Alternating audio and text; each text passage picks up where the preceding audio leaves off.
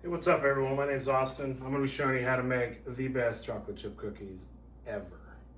So before we get started, we're going to preheat our ovens to 375.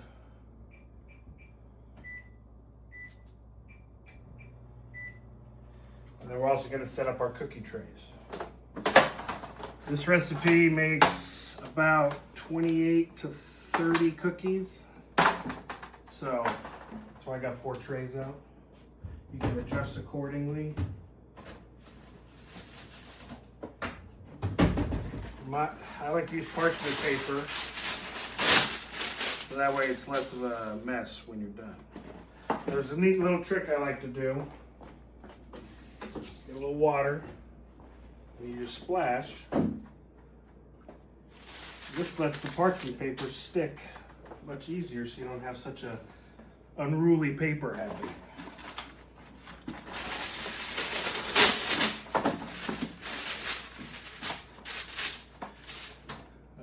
I've done this quite a few times, so I can just eyeball how much parchment paper there is. I like how I said that, and then, mistakes happen. It doesn't have to be exactly even. But there you go.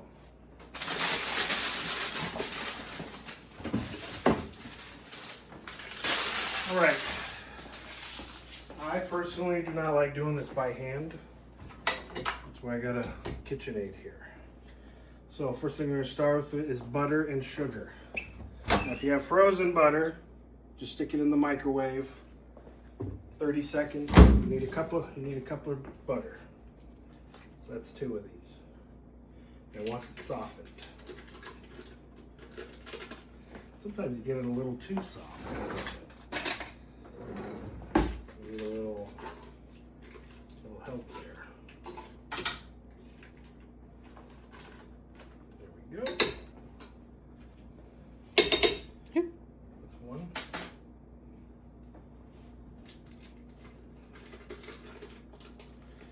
Now, see, I put it in there a little too long. I got a little too soft, but that's okay.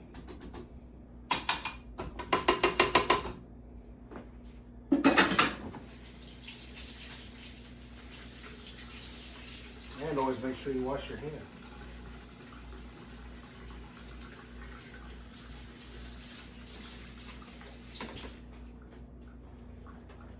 All right, with the butter, you are going to need sugar. Well, luckily I had a lovely assistant to pour these out for me.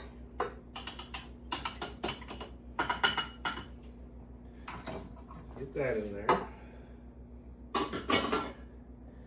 There's a cup of regular sugar, granulated, and these are brown sugar cookies, so I have the brown sugar as well. I like to put a little bit of extra brown sugar in mine. Now we turn it on. Let that mix. Sort of like low 1 or 2 on the dial. And then since it kind of gets stuck, I call it a leaf. It gets stuck on the centerpiece, and speed it up a little bit to kind of clear some of that in the middle to make sure it all gets equally spread. All right, then once we get that good and mixed right there, you need 2 teaspoons of vanilla extract.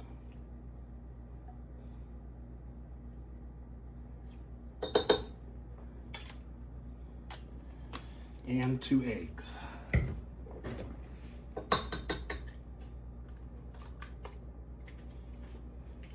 So.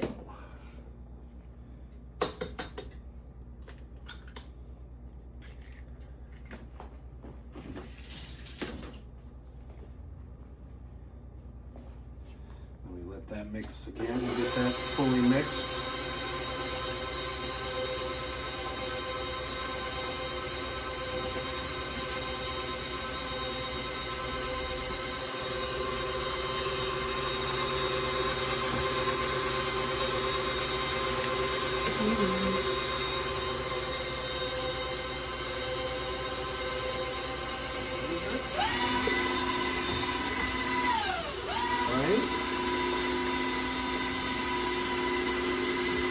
Once we start to look like this, we're getting ready to add our dry ingredients in there. Just like that? Just like that. So you're gonna need your flour. Make sure we try not to make too much of a mess.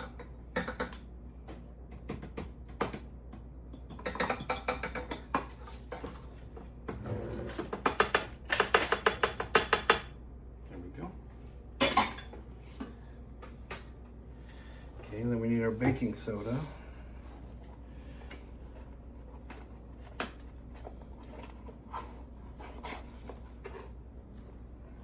I use the top of the lid there to get an even measurement.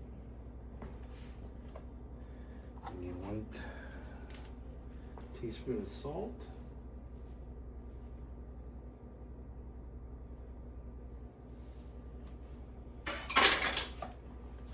And then a 1/2 teaspoon baking powder. Kabam! I'm impressed you don't need to read a recipe. I've done this enough. All right, so now I don't want the flour to explode in my face, so I gotta start off slow. We do. I know you do.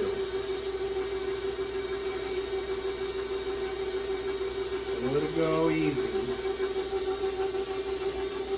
And another little trick is if you put away as you go, you don't have that much to put away when you're done. That happens sometimes. And then my wife laughs at me.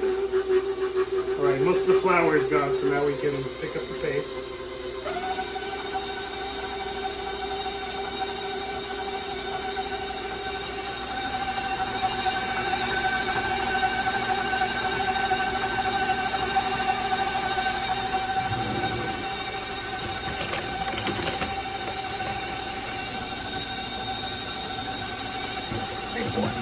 I want the big one. I can't get the big one out. Stuff it in the side there. All right. There we go. Get some of it off the middle. All right. Chocolate chips. I've made these a lot. And what I've noticed is if you put too many in, then you've got the several cookies that are just a giant chocolate chip with some cookie dough in it. I don't like to make mine that way, so I use just 1.5 cups of semi-sweet. Now keep in mind, with these, it kind of grinds it in the bottom, but that's okay. Hence the grinding noise.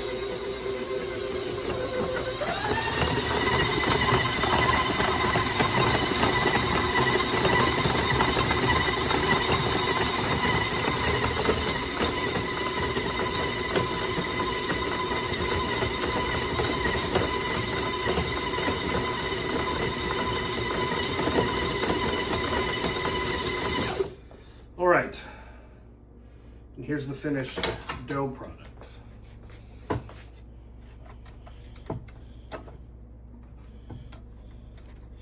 And as you can see, there's the taste tester from my wife. Say hi. Salmonella. Don't say. Goofball.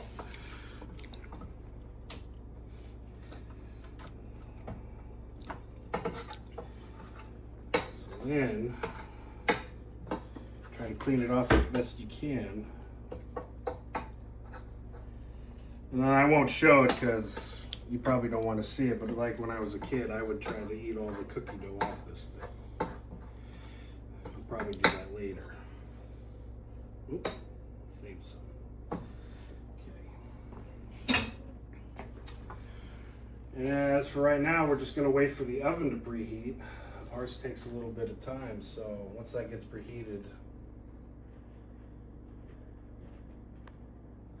I will show you that part. For right now, now that we got this, I'm going to show you how I put it on the cookie sheets.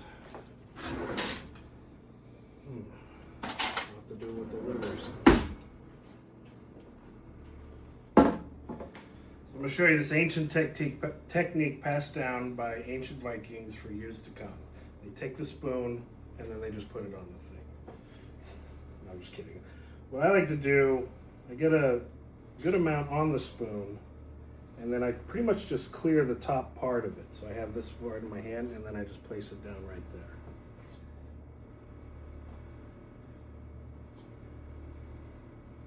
Just like that. Now, what I've noticed, like, I know some people like to roll them into balls, but I find like the cookie, I don't know, it just kind of tries to expand and it doesn't really get the full effect of the heat. But like this, the bottom is flat, as you can see, so it just kind of spreads out from where it is and it cooks evenly.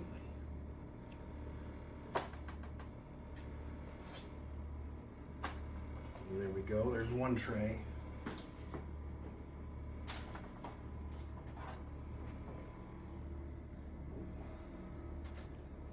And another. A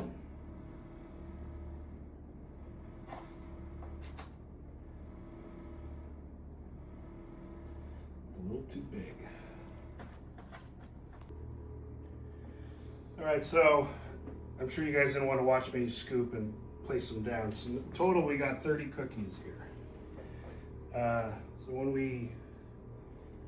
when the ovens are just about to be preheated, what I do is, I have 2 ovens, so if you don't have 2, you're just gonna have to do 2 at a time.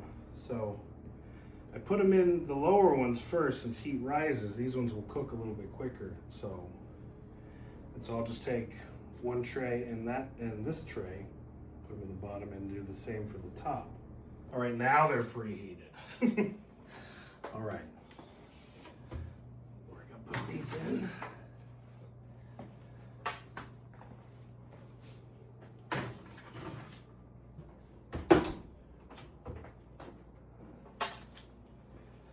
One thing I do, you'll see these oven, are these like heat pads.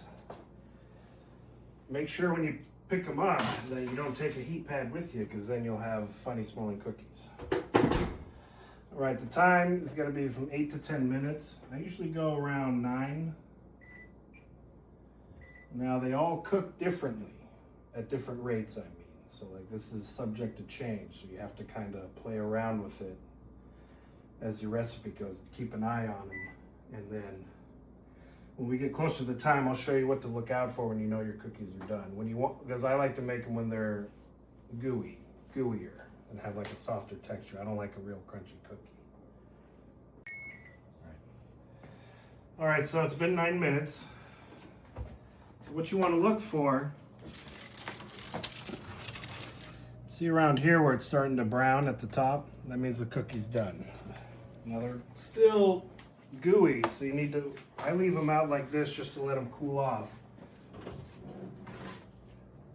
And then as we can see on these ones over here, they haven't quite done that yet, so I'm going to leave them in just for a little bit longer. I'm going to put them in a little higher. Let's check on the other batch.